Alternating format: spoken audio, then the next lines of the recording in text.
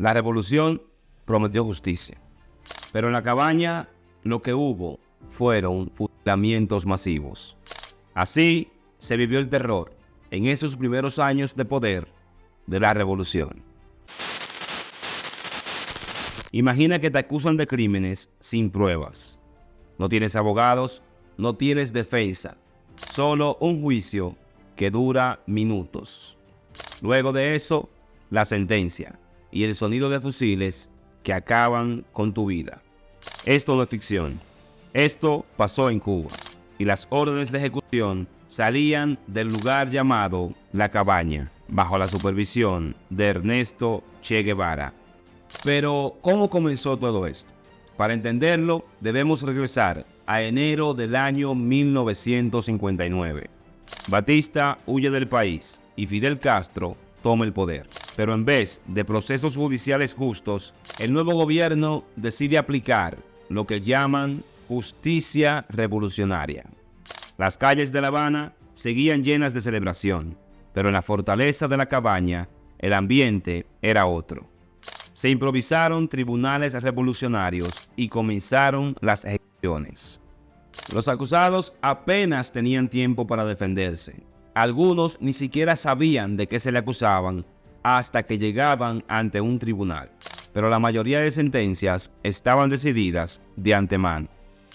Las cifras varían, pero según Archivo Cuba, solo en los primeros 6 meses de 1959 se llevaron a cabo 658 ejecuciones en la isla.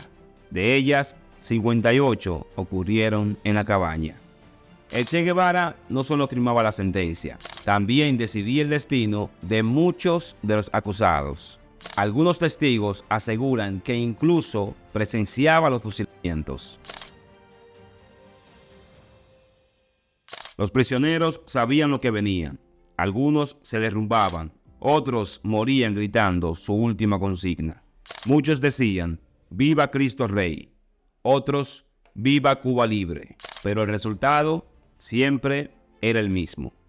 Los fusilamientos en La Cabaña no solo perjudicaron a ex militares de Batista, también hubo intelectuales, campesinos y antiguos guerrilleros que en su momento apoyaron la revolución, pero que luego se convirtieron en una molestia para el régimen. Uno de los casos más impactantes fue el de Humberto Marín. Había sido guerrillero, luchó contra Batista junto a Fidel y el Che, pero cuando vio hacia dónde se dirigía el país, se convirtió en opositor. Lo arrestaron, lo torturaron y lo ejecutaron en abril de 1961. Sí, incluso menores de edad fueron condenados. Carlos Duque de Estrada, con solo 16 años, fue fusilado en un juicio sin defensas.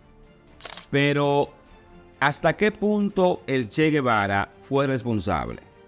Su viuda, Aleida Marsh, escribió en su libro Vocación que él no participó directamente en los juicios ni en las ejecuciones. Sin embargo, el escritor cubano Jacobo Machover contradice esto. Según él, el Che no solo estuvo presente en los juicios, sino que jamás conmutó una sola pena de muerte. Machover incluso logró en 2017 que se retirara en París una exposición sobre el Che Guevara, argumentando que no se podía homenajear a alguien con un historial de crímenes de guerra.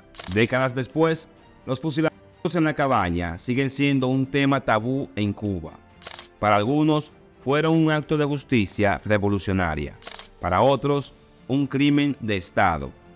Hoy, La Cabaña es una atracción turística, pero si visitas esos pasillos, quizás sientas el dolor, el peso y la angustia del pasado, porque entre esas paredes se decidió la vida y el futuro de cientos de cubanos.